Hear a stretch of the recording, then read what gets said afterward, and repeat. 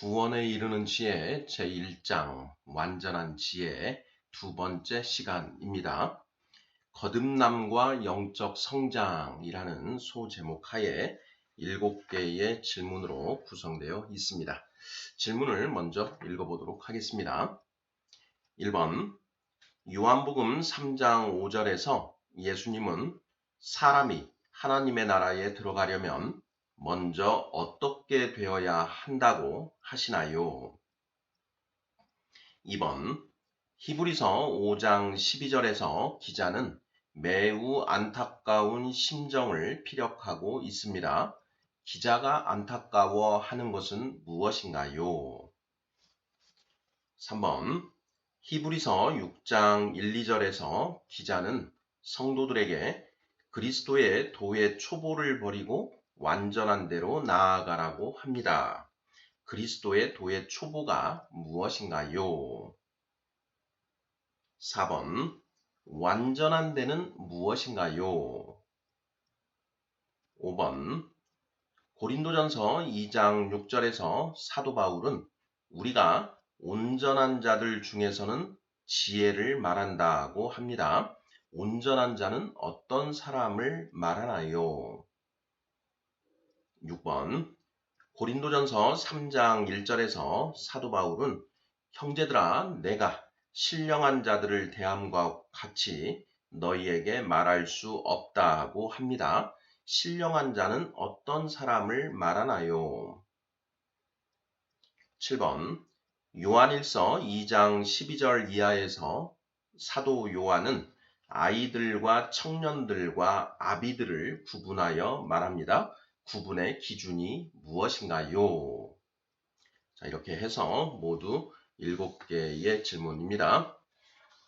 자, 지난 시간에는 구원에 이르는 지혜 제1장 첫 번째 시간으로 완전한 지혜에 대해서 살펴보았습니다. 자, 오늘은 그 두 번째 시간으로 거듭남과 영적 성장에 관하여 살펴보고자 합니다. 1번부터 답을 찾아가 보도록 하겠습니다. 자, 1번 요한복음 3장 5절에서 예수님은 사람이 하나님의 나라에 들어가려면 먼저 어떻게 되어야 한다고 하시나요? 자, 요한복음 3장 1절부터 이렇게 나오는 내용은 이제 거듭남과 관련되는 그런 내용이지요. 자, 3장 5절을 먼저 읽어보도록 하겠습니다. 예수께서 대답하시되 진실로 진실로 내게 이르노니 사람이 물과 성령으로 나지 아니하면 하나님의 나라에 들어갈 수 없느니라. 네, 이렇게 되어 있습니다. 물과 성령으로 나지 아니하면 하나님의 나라에 들어갈 수 없다. 하나님의 나라에 들어가려면 먼저 물과 성령으로 나야 된다. 이런 얘기죠. 자, 물과 성령으로 난다는 것이 도대체 무엇인가 하는 또 의문을 가져볼 수가 있는데요. 3절에 물과 성령으로 나는 것이 무슨 뜻인지 명확하게 되어 있습니다. 읽어보겠습니다. 예수께서 대답하여 이르시되 진실로 진실로 내게 이르노니 사람이 거듭나지 아니하면 하나님의 나라를 볼 수 없느니라. 이렇게 되어 있습니다. 자, 니고데모라고 하는 사람이 이제 예수님을 한밤중에 찾아왔습니다. 자, 그 니고데모가 찾아와서 예수님께 인사를 드리는데, 자, 예수님은 다짜고짜 거듭남에 대해서 말씀하시지요. 자, 요한복음 3장 1절, 2절 한번 보겠습니다. 그런데 바리새인 중에 니고데모라 하는 사람이 있으니 유대인의 지도자라. 그가 밤에 예수께 와서 이르되 랍비여 우리가 당신은 하나님으로부터 오신 선생인 줄 아나이다. 하나님이 함께 하시지 아니하시면 당신이 행하시는 이 표적을 아무도 할 수 없음이니이다. 자, 이렇게 니고데모가 찾아와서 예수님께 이제 인사를 드리는 거죠.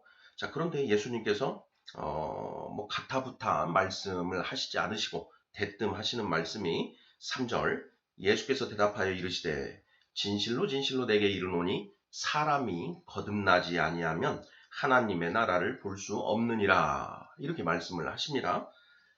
거듭나지 않으면 하나님의 나라를 볼 수 없다. 하나님의 나라, 천국이죠. 거듭나야만 하나님의 나라를 볼 수 있다. 이런 말씀을 먼저 하신 것이죠. 자, 그러자 니고데모가 이제 묻습니다. 4절이죠. 니고데모가 이르되 사람이 늙으면 어떻게 날 수 있사옵나이까? 두 번째 모태에 들어갔다가 날 수 있사옵나이까? 이렇게 묻지요. 자, 거듭나지 않으면 하나님의 나라를 볼 수 없다. 이렇게 예수님 말씀하시니까 당연히 니고데모는 이제 의문이 생길 수밖에 없습니다. 자, 거듭난다는 게 도대체 무엇인가요? 어머니의 모태에 다시 들어갔다가 나는 것입니까? 하고 이렇게 묻는 것이죠. 자, 그러자 5절에서 예수님이 말씀하십니다. 예수께서 대답하시되 진실로 진실로 너에게 이르노니 사람이 물과 성령으로 나지 아니하면 하나님의 나라에 들어갈 수 없느니라. 이렇게 말씀하시죠. 물과 성령으로 나지 아니하면 하나님의 나라에 들어갈 수 없느니라. 예. 자, 물과 성령으로 난다는 것이 과연 무엇인가 하는 것도 우리가 생각을 해봐야 되는데요. 자, 우리 성도님들께서는 자, 물과 성령으로 난다라는 것이 어떤 의미라고 알고 계시는지요? 저는 물은 세례, 성령은 성령님의 내적 임재를 의미한다. 이렇게 새기고 있습니다. 사도행전 2장 38절과 같은 말씀이지 않을까 하는 것이죠. 사도행전 2장 38절 베드로가 이르되 너희가 회개하여 각각 예수 그리스도의 이름으로 세례를 받고 죄사함을 받으라. 그리하면 성령의 선물을 받으리니 이렇게 되어 있는 말씀이지요. 자, 여기에 보면 예수 그리스도의 이름으로 세례를 받는 것 이것이 자, 물로 거듭나는 것이고 자, 그렇게 세례를 받으면 죄사함을 받고 성령을 선물로 받게 된다. 그 성령이 우리 안에 임하시는 것, 성령님의 내적 임재, 이것이 바로 성령으로 나는 것이다. 이렇게 저는 새기고 있습니다. 여기에 이제 물도 성령을 의미하고 성령도 성령을 의미한다. 이렇게 이제 새기시는 분들도 있는데요.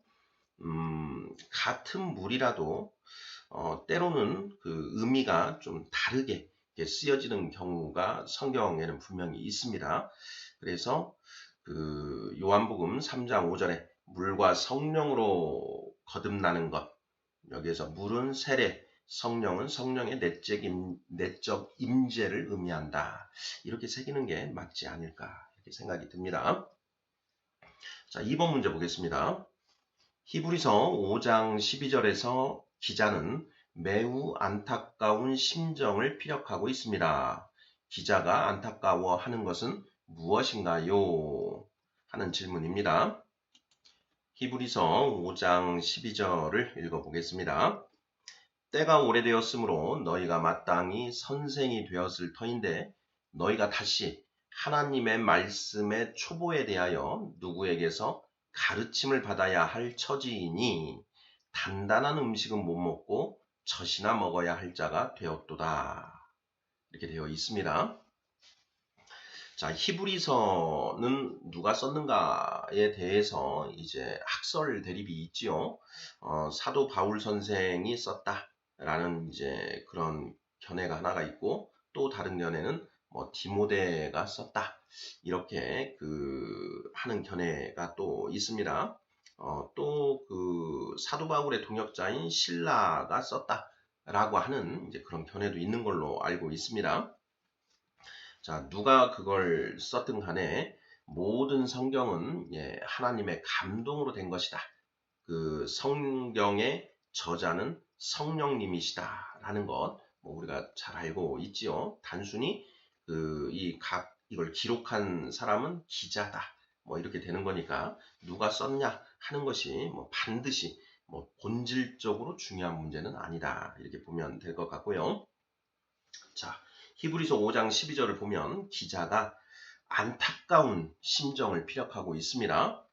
때가 오래되었으므로 너희가 마땅히 선생이 되었을 터인데 너희가 다시 하나님의 말씀의 초보에 대하여 누구에게서 가르침을 받아야 할 처지이니 단단한 음식은 못 먹고 젖이나 먹어야 할 자가 되었도다. 자, 안타까워하는 그런 심정이 느껴지시죠? 자, 이 기자, 히브리서의 기자가 안타까워하는 것이 무엇인가 하는 그런 질문입니다. 자, 무엇인가요?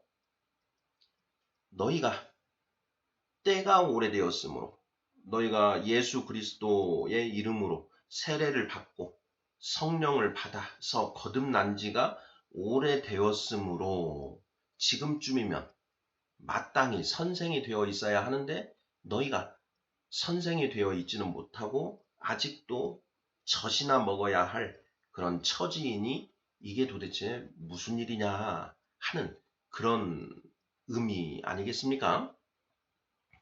영적으로 성장하지 못하고 정체되어 있는 그 성도들의 모습을 안타까워하고 있는 그런 내용이다. 이렇게 답을 하면 맞지 않을까 싶습니다. 자, 3번 문제 보겠습니다. 자, 히브리서 6장 1, 2절에서 기자는 성도들에게 그리스도의 도의 초보를 버리고 완전한 대로 나아가라고 합니다. 그리스도의 도의 초보가 무엇인가요? 자, 히브리서 6장 1, 2절. 우리가 그리스도의 도의 초보 과정에서 귀가 닳도록 읽었던 그런 말씀인데요. 한번 다시 읽어보도록 하겠습니다. 자, 그러므로 우리가 그리스도의 도의 초보를 버리고 죽은 행실을 회개함과 하나님께 대한 신앙과 세례들과 안수와 죽은 자의 부활과 영원한 심판에 관한 교훈의 털을 다시 닦지 말고 완전한 대로 나아갈지니라. 이렇게 되어 있지요.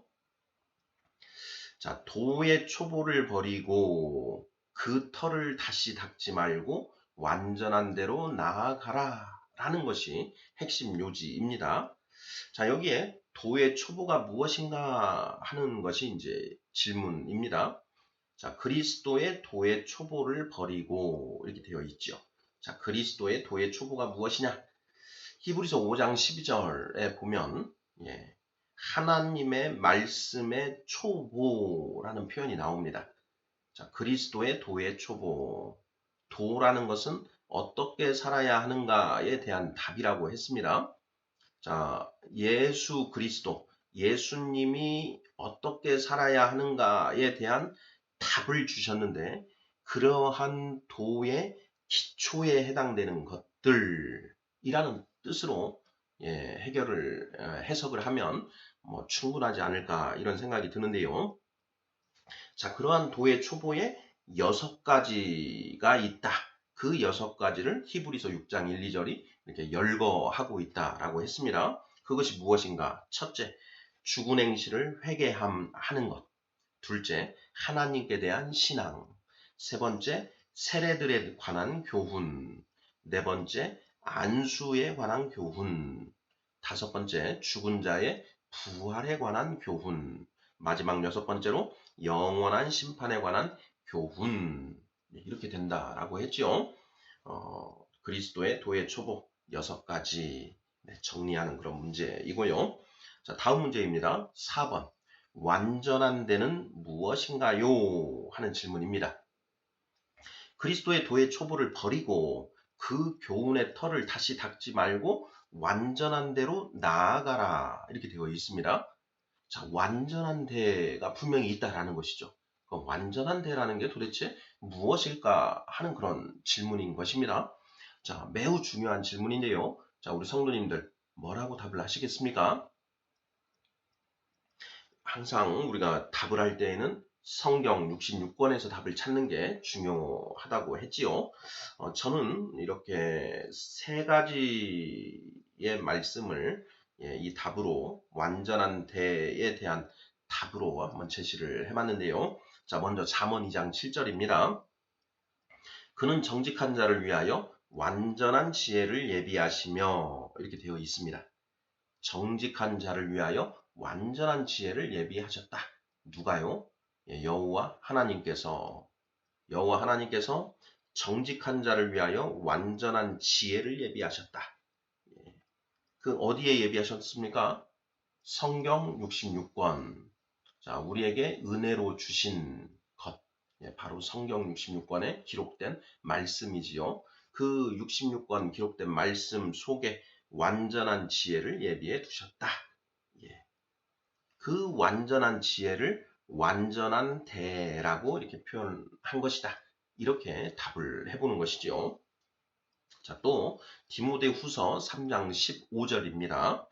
또 어려서부터 성경을 알았나니 성경은 능히 너로 하여금 그리스도 예수 안에 있는 믿음으로 말미암아 구원에 이르는 지혜가 있게 하느니라.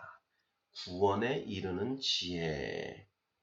구원에 이르는 지혜. 이것이 바로 완전한 대를 의미한다라는 것이죠. 자, 구원에 이르는 지혜, wisdom to salvation. 구원에 이르는 지혜, 이 지혜를 얻어야 구원에 이를 수 있다. 이 지혜가 어디에 있느냐? 성경 66권 말씀 속에 감추어져 있다라는 것이죠. 자, 잠언 3장 18절.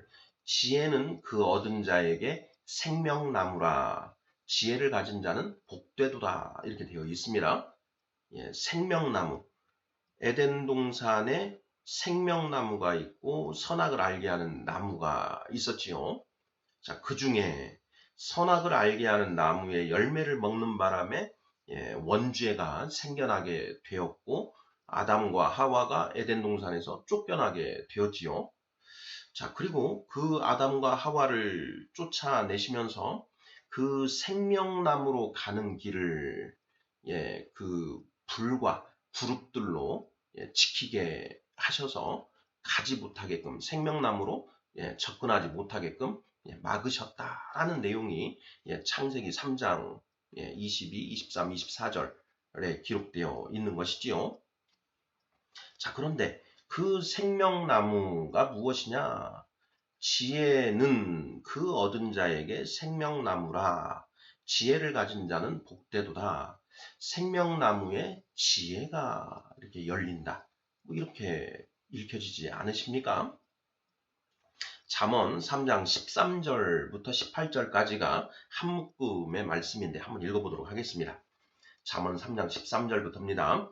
지혜를 얻은 자와 명철을 얻은 자는 복이 있나니 이는 지혜를 얻는 것이 은을 얻는 것보다 낫고 그 이익이 정금보다 나음이니라. 지혜는 진주보다 귀하니 네가 사모하는 모든 것으로도 이에 비교할 수 없도다. 그의 오른손에는 장수가 있고 그의 왼손에는 부귀가 있나니 그 길은 즐거운 길이요 그의 지름길은 다 평강이니라. 지혜는 그 얻은 자에게 생명나무라. 지혜를 가진 자는 복되도다. 지혜. 여기서 말하는 지혜는 세상의 지혜가 아니고 하늘의 지혜를 의미하는 것이죠. 바로 이 지혜, 완전한 지혜, 구원에 이르는 지혜. 이것이 히브리서 6장 2절이 말하는 완전한 대가 아니겠는가. 이렇게 저는 답을 해보았고요. 다음 5번 질문입니다. 고린도전서 2장 6절에서 사도 바울은 우리가 온전한 자들 중에서는 지혜를 말한다고 합니다. 온전한 자는 어떤 사람을 말하나요? 하는 질문입니다. 고린도전서 2장 6절 읽어보겠습니다. 그러나 우리가 온전한 자들 중에서는 지혜를 말하노니 이는 이 세상의 지혜가 아니요 또 이 세상에서 없어질 통치자들의 지혜도 아니요 이렇게 되어 있습니다. 우리가 온전한 자들 중에서는 지혜를 말한다. 어떤 지혜냐? 이 세상의 지혜가 아니고 하늘의 지혜를 말한다. 예, 아주 높은 차원의 지혜, 구원에 이르는 지혜, 완전한 지혜, 생명나무의 지혜를 말한다라는 것이죠. 온전한 자들 중에서는 그런 지혜를 말한다. 온전하지 못한 자들 중에서는 그런 지혜를 말하지 못한다. 말해도 알아듣지를 못한다. 이런 의미 아니겠습니까? 자, 온전한 자는 어떤 사람을 말하는가? 고린도전서 2장 6절, 온전한 자, 장성한 자, 완전한 자, 이런 표현으로 같이 쓰여지고 있는데요. 고린도전서 3장 1절에는 신령한 자라고 표현이 되어 있습니다. 자, 6번 문제 보겠습니다. 고린도전서 3장 1절에서 사도 바울은 형제들아, 내가 신령한 자들을 대함과 같이 너희에게 말할 수 없다고 합니다. 신령한 자는 어떤 사람을 말하나요? 자, 고린도전서 3장 1절을 다 읽어보면요. 형제들아, 내가 신령한 자들을 대함과 같이 너희에게 말할 수 없어서 육신에 속한 자, 곧 그리스도 안에서 어린아이들을 대함과 같이 하노라. 이렇게 되어 있습니다. 내가 신령한 자들을 대함과 같이 대하는 것처럼 너희에게 말을 할 수가 없다. 그래서 너희에게 말할 때 육신에 속한 자, 곧 그리스도 안에서 어린아이들을 대함과 같이 말한다. 이렇게 되어 있는 것이죠. 여기 보면 그리스도 안에서 어린아이들, 어린아이들, 영적 어린아이들을 의미하는 것이죠. 자, 이러한 어린아이에 반대되는 개념이 신령한 자, 그리고 5번 문제에서 봤던 고린도전서 2장 6절에 온전한 자, 이렇게 대비된다라는 것을 우리가 알 수 있지요. 온전한 자는 신령한 자와 같은 개념이고, 그 온전한 자, 신령한 자의 반대 개념에 어린아이라는 개념이 있다. 그리스도 안에서 어린아이. 어린아이는 어떤 아이냐? 어떤 사람이냐? 히브리서 5장 12절에 때가 오래되었으므로 너희가 마땅히 선생이 되었을 터인데 너희가 다시 하나님의 말씀의 초보에 대하여 누구에게서 가르침을 받아야 할 처지이니 단단한 음식은 못 먹고 젖이나 먹어야 할 자가 되었도다. 이렇게 되어 있습니다. 자, 그리스도의 도의 초보가 아직 완전히 닦이지 않은 사람을 그리스도 안에서 어린아이다. 이렇게 표현을 하는 것 아닌가 싶습니다. 자, 히브리서 5장 13, 14절 이어지는 구절을 한번 읽어보죠. 자, 이는 젖을 먹는 자마다 어린아이니 의의 말씀을 경험하지 못한 자요.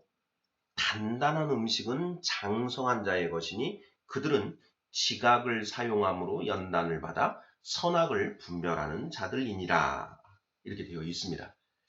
자, 5장 13절은 어린아이, 영적으로 어린아이가 어떤 사람인지 정의를 하고 있고 14절은 장성한 자, 영적으로 장성한 자가 어떤 사람인지 정의를 하고 있습니다. 자, 먼저 어린아이는 젖을 먹는 자로서 의의 말씀을 경험하지 못한 자다. 이렇게 되어 있습니다. 의의 말씀을 경험하지 못한 자. 이게 무슨 뜻인가요? 자, 의의 말씀은 곧 하나님의 말씀, 성경 66권에 기록된 말씀, 그 기록된 말씀을 경험하지 못했다. 깨닫지 못했다. 말씀을 깨닫지 못한 사람이 영적으로 어린아이, 젖을 먹어야 하는 자라는 그런 뜻인 것 같고요. 14절, 장성한 자는 어떤 자이냐? 지각을 사용함으로 연단을 받아 선악을 분별하는 자들이다. 선악을 분별하는 자들이다. 성경 66권 말씀을 온전히 깨달아서 옳고 그름이 무엇인지, 무엇이 옳은 것이고 무엇이 그른 것인지를 분별할 수 있게 된 사람이 바로 장성한 자다. 이렇게 되어 있는 것이죠. 단단한 음식을 소화시킬 수 있는 사람들이다. 단단한 음식, 성경 66권에 기록된 음식에는, 기록된 말씀에는 젖에 해당되는 말씀이 있고 단단한 음식에 해당되는 말씀이 있다. 뭐 젖에 해당되는 말씀은 누구나 쉽게 이해할 수 있는 말씀이 젖에 해당되는 말씀이고, 단단한 음식에 해당되는 말씀은 도대체 이게 무슨 뜻일까? 해서 그 이해하기가 어려운 그런 고차원의 그런 말씀들을 단단한 음식이다, 이렇게 구분하지요.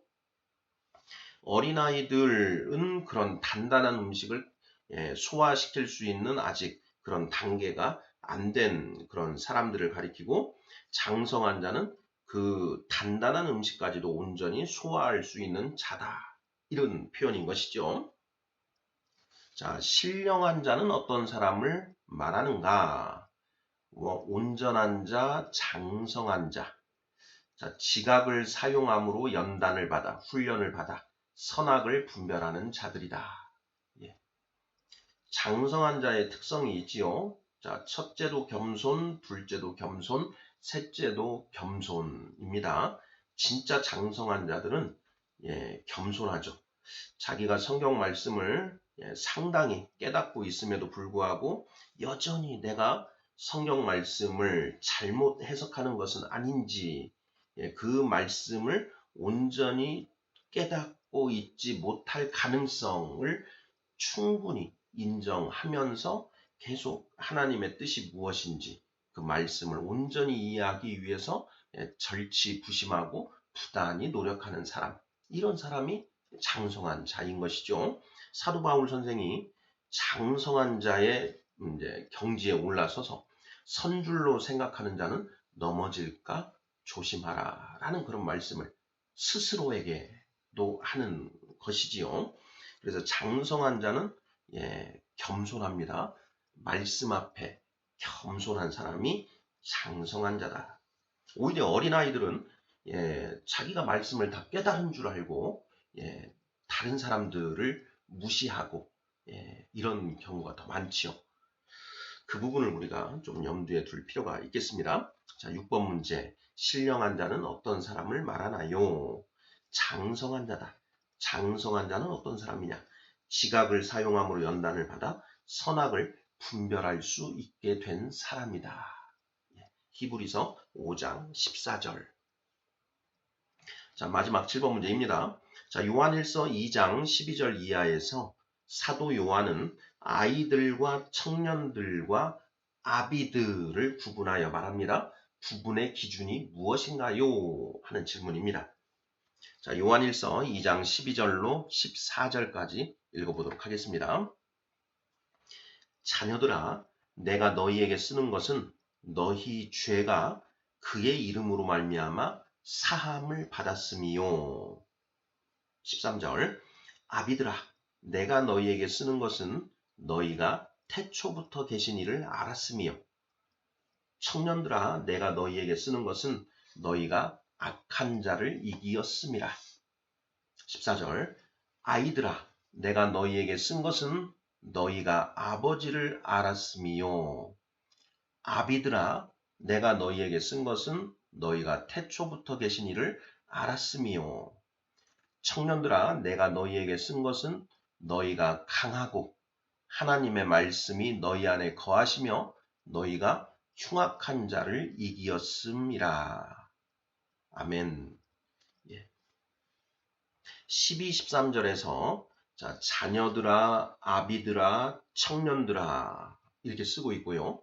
자, 14절에서는 아이들아, 아비들아, 청년들아 이렇게 쓰고 있습니다. 자, 아이들은 자녀들 이렇게 같은 표현인데, 자, 너희 죄가 그의 이름으로 말미암아 사함을 받았다. 죄 사함을 받은 자들. 이제 칭의가 이루어져서 영적으로 바로 거듭난 자들을 이 아이들아 이렇게 표현을 하는 것이죠. 아이들아, 내가 너희에게 쓴 것은 너희가 아버지를 알았음이요.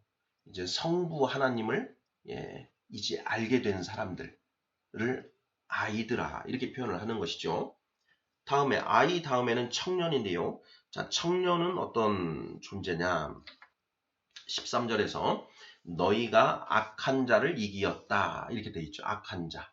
사탄 아니겠습니까? 사탄의 시험을 이겨낼 정도로 이제 강해진 자들을 청년들이다. 이렇게 표현을 하는 것이죠. 14절에서는 자, 너희가 강하고 하나님의 말씀이 너희 안에 거하시며 너희가 흉악한 자를 이기었다. 예수님이 세례를 받으시고 광야로 가셔서 사탄의 시험을 받으셨는데 그 사탄의 시험을 이겨내셨습니다. 무엇으로 이겨내셨나요? 네, 기록된 하나님의 말씀으로 이겨내셨지요. 바로 그것처럼 청년들은 그 하나님의 말씀이 그 마음판에 새겨져 있어서 그 말씀으로 흉악한 자를 이길 수 있는 그런 영적인 성장이 이루어진 사람들을 청년들이다. 이렇게 표현을 하는 것이고요. 자, 그 다음 단계인 아비들은 어떤 단계냐? 태초부터 계신 이를 안 자들이다. 예, 태초부터 계시니 바로 하나님의 말씀이지요.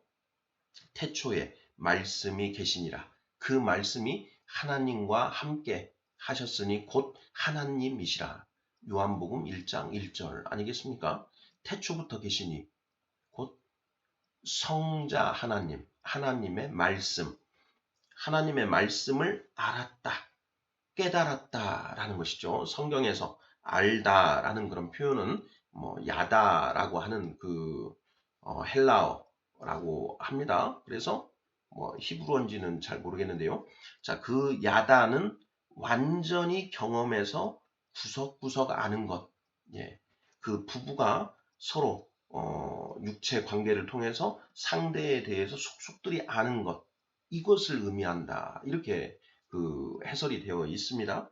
그래서 그 태초부터 계신 이를 알았다라는 것은 하나님의 말씀, 기록된 66권의 성경 말씀을 온전히 깨달아 안 경지, 바로 아비들의 경지다. 이렇게 되어 있는 것이죠. 자, 7번 문제. 요한일서 2장 12절 이하에서 사도 요한은 아이들과 청년들과 아비들을 구분하여 말합니다. 구분의 기준이 무엇인가요? 자, 영적인 성장의 정도를 가지고 구분하고 있다. 물과 성령으로 거듭나면 영적으로 갓난아이가 되지요. 그 갓난아이가 말씀을 먹고 점점 자라나서 청년이 되고 또 더 자라나면 어른이 된다라는 것이죠. 그 어른을 우리가 무엇이라고 하느냐? 완전한 자, 온전한 자, 신령한 자, 장성한 자 이렇게 성경은 표현하고 있다라는 것이죠. 자, 우리 크리스찬 신앙의 목표는 자, 거듭나고 장성한 자가 되는 것까지가 우리 신앙의 목표입니다. 그냥 거듭나서 어린아이 단계에만 머물러 있으면 안 되죠. 때가 오래되었으므로 마땅히 선생이 되어야 하는데 마땅히 장성한 자까지 나아가야 된다라는 것 우리가 새겨둬야 되겠습니다. 성경은 지금 그것을 계속 끊임없이 이야기를 하고 있다라는 것. 우리가 그렇게 장성한 자 된 자는 거룩하게 된 자요, 하나님의 뜻을 알게 된 자요, 온전히 하나님을 경외하는 자이다 라는 것. 자, 구원에 이르는 지혜 제1장 완전한 지혜 두 번째 순서로 거듭남과 영적 성장이라는 소제목 하에 7개의 질문들을 살펴보았습니다. 아멘.